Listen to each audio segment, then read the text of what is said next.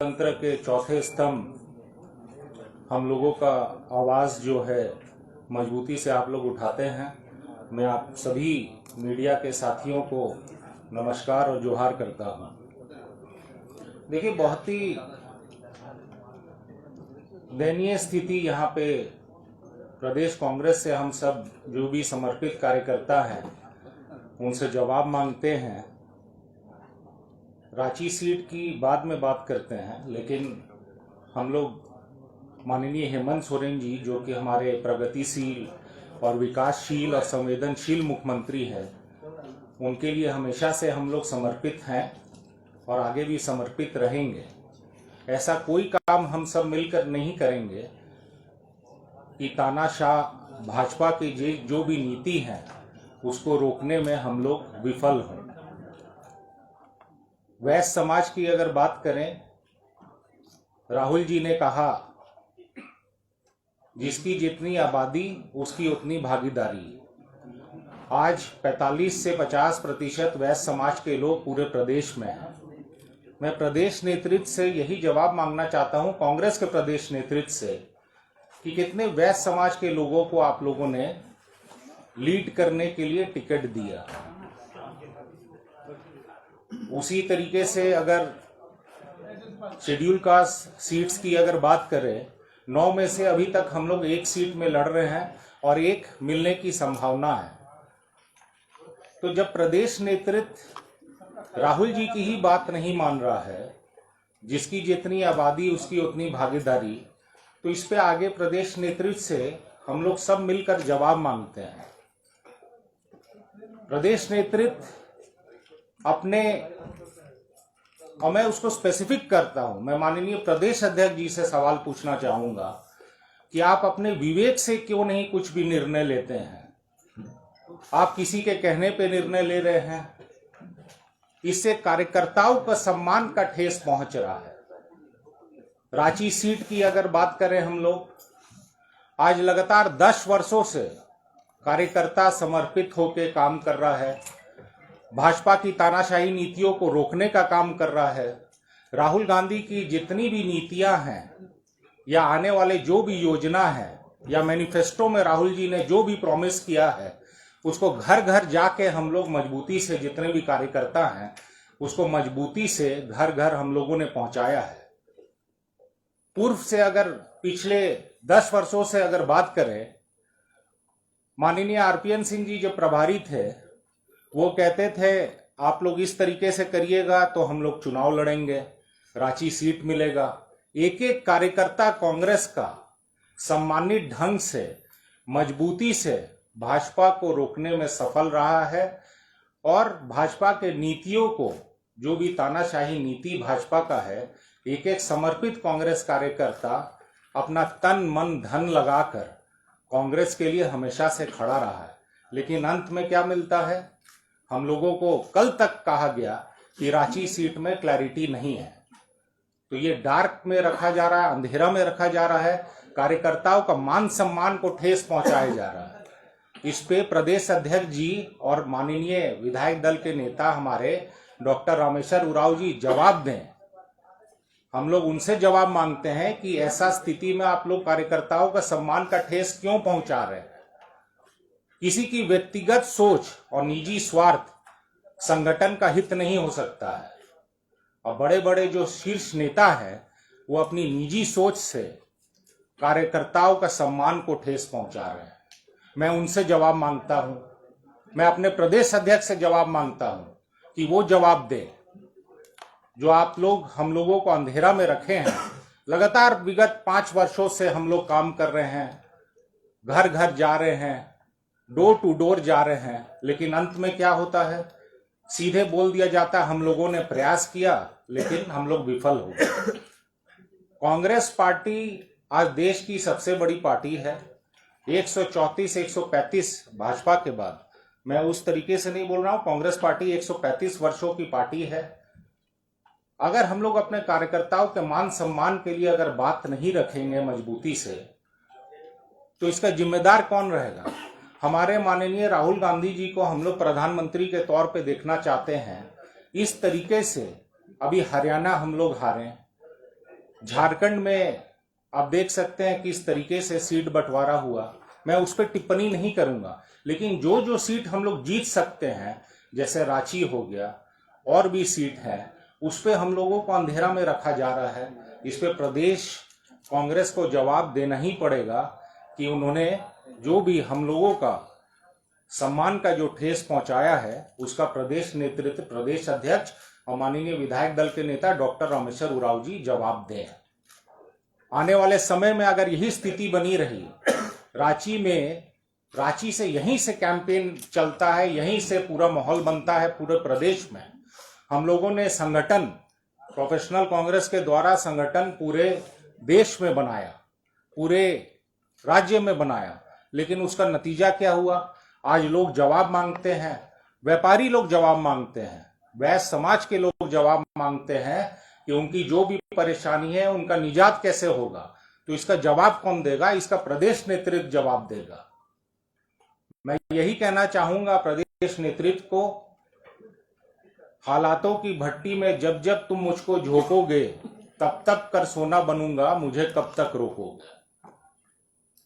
तो प्रदेश नेतृत्व को जवाब देना ही पड़ेगा कि इस परिस्थिति में लोग क्या करेंगे, कार्यकर्ता क्या करेंगे, क्योंकि यही परिस्थिति अगर बनी रहे, एक भी लोग कांग्रेस का झंडा ढोने के लिए रांची शहर में नहीं रहेगा। मैं तो राजद को मानता हूं, तेजस्वी जी को मानता हूं कि अपने लोगों के लिए वो आवाज उठाएं, लोगों के लिए लड़ें, लेकिन यहाँ पे प्रदेश नेतृत्व अपने लोगों के लिए आवाज नहीं उठाते, अपने सब लोग व्यक्तिगत सोच के लिए, अपने निजी स्वार्थ के लिए यहाँ प्रदेश संगठन के लिए काम कर रहा हूं। बहुत ही दुख महसूस होता हूं, क्योंकि मैं 5वां पीढ़ी का कांग्रेसी हूं। हमारे पूर्वजों ने बलिदान दिया है कांग्रेस पार्टी के लिए, और कांग्रेस पार्टी सिर्फ एक पार्टी नहीं, एक विचारधारा है। बहुतों की खून पसीना बलिदान लगा है इस पार्टी को सींचने के लिए, उसे ऐसे नहीं गंवाना चाहिए।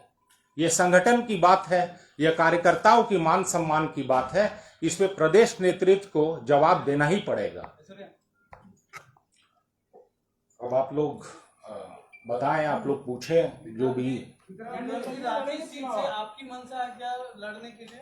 बिल्कुल, मैंने मजबूती से दावा पेश किया है, और दावा इसलिए पेश किया है क्योंकि मजबूती से 10 वर्षों से हम लोग यहाँ पे रांची सीट में काम कर रहे हैं, रांची के लोगों के लिए काम कर रहे हैं, रांची को कैसे विकसित बनाया जाए उसके लिए काम कर रहे हैं। इसलिए मजबूती से रांची सीट से कांग्रेस पार्टी में हम लोगों ने दावा किया है। एक मिनट, फिर से कांग्रेस के पाले में नहीं आती है तो गठबंधन का विरोध करेंगे? गठबंधन का विरोध नहीं करेंगे। भाजपा की तानाशाही नीतियों के खिलाफ हम लोगों ने शुरू से काम किया है। मैंने पहले भी कहा है कि माननीय मुख्यमंत्री हेमंत सोरेन जी के साथ हमेशा से हम लोग खड़े हैं, और वैश्य समाज भी खड़ा है पूरा प्रदेश में। और माननीय मुख्यमंत्री जो हमारे प्रगतिशील विकासशील मुख्यमंत्री है, उनके लिए हम लोग काम करेंगे। हम लोग फिर से चाहते हैं कि माननीय मुख्यमंत्री बने। आप निर्दलीय चुनाव लड़ेंगे क्या अगर पार्टी टिकट नहीं देती है आपको? विचार कर रहे हैं लड़ने का? जी बिल्कुल विचार कर रहे हैं। पहले मैं अपने लोगों से बात करूंगा, वैश्य संगठन से बात करूंगा, जितने भी यहाँ पे मुस्लिम पंचायत हैं उनसे बात करूंगा, माइनॉरिटी के जितने लोग हैं उनसे बात करूंगा। उनका जो फैसला होगा फिर आगे निर्णय कल तक हम लोग लेंगे। आदित्य जी, आपने जैसा पहले कहा कि मैं ऐसा कोई काम नहीं करूंगा जिससे गठबंधन को इस चुनाव में रांची सीट पर नुकसान उठाना पड़े, लेकिन जिस वोट बैंक को आप टारगेट कर दबे लड़ना चाहते हैं, ऐसी स्थिति में वो वोट बैंक आप तक आता है और सीधा खामियाजा अगर गठबंधन को उम्मीदवार को होता है तो फायदा तो बीजेपी को हो जाएगा। देखिए, ये कार्यकर्ताओं, मैं पहले भी कह रहा हूं कि ये कार्यकर्ताओं के मान सम्मान की बात है। प्रदेश अध्यक्ष या हमारे विधायक दल के नेता जो हैं, अपने अगर बुद्धि विवेक से काम किए रहते हैं तो आज कार्यकर्ताओं का सम्मान पर ठेस नहीं पहुंचता। वैश्य समाज की अगर बात करें, 3,47,000 वोटर में 1,35,000 वैश्य समाज के लोग हैं। हम लोग चाहते हैं कि माननीय मुख्यमंत्री हेमंत सोरेन जी की सरकार बने। ऐसा कोई काम नहीं किया जाएगा जिसे गठबंधन को ठेस पहुंचे, या गठबंधन की एक एक सीट वैल्यूबल है, उस पर हम लोग काम करेंगे। और अगर आगे जो भी निर्णय होगा, लेकिन हम लोग माननीय मुख्यमंत्री जी के साथ हैं, और पूरे प्रदेश में, ना कि केवल रांची में, वैश्य समाज को हम लोग मोबिलाइज करेंगे कि माननीय मुख्यमंत्री जी हेमंत सोरेन जी के नेतृत्व में सब लोग मिलकर काम करें। जब मुख्यमंत्री जी के आप साथ ही हैं तो जेएमएम को समर्थन कर दीजिए। अभी तो घोषणा नहीं हुआ है ना, लेकिन जेएमएम को समर्थन, गठबंधन को तो समर्थन ही है। यहाँ मान सम्मान की बात है, यहाँ कार्यकर्ताओं के सम्मान की बात है, यहाँ अधिकार की बात है। यहाँ प्रदेश नेतृत्व से जवाब मांग रहे हैं कि आप लोग व्यक्तिगत निर्णय लेना बंद करिए, व्यक्तिगत सोच बंद करिए, निजी स्वार्थ बंद करिए, संगठन के बारे सोचिए। संगठन सिर्फ एक कार्यकर्ता से नहीं बनता है, लाखों कार्यकर्ता ने सींचा है, तो अपने निजी स्वार्थ के लिए काम नहीं करें, संगठन के लिए काम करें और कार्यकर्ताओं के मान सम्मान के लिए काम करें। इसीलिए आज एक प्रेस वार्ता किया गया है। हर बार जेएमएम के कैंडिडेट यहाँ पर होते हैं, तो उससे क्या दिक्कत है कि कांग्रेस क्यों कैंडिडेट को यहाँ देना चाहिए? देखिए, दिक्कत कुछ नहीं है, दिक्कत नहीं, गठबंधन का जो भी रहेगा वो सर्वोपरि है, जो भी निर्णय लेगा। लेकिन मैं तो अपने प्रदेश नेतृत्व से जवाब मांग रहा हूं कि आप लोग डार्क में हम लोगों को क्यों रखते हैं। अगर पहले ही आपको सीट गंवाना है या सीट देना है गठबंधन को, तो आप लोग यहाँ स्क्रीनिंग कमेटी में स्क्रीनिंग नहीं करवाते हैं। लास्ट तक क्लैरिटी आपको करना चाहिए था।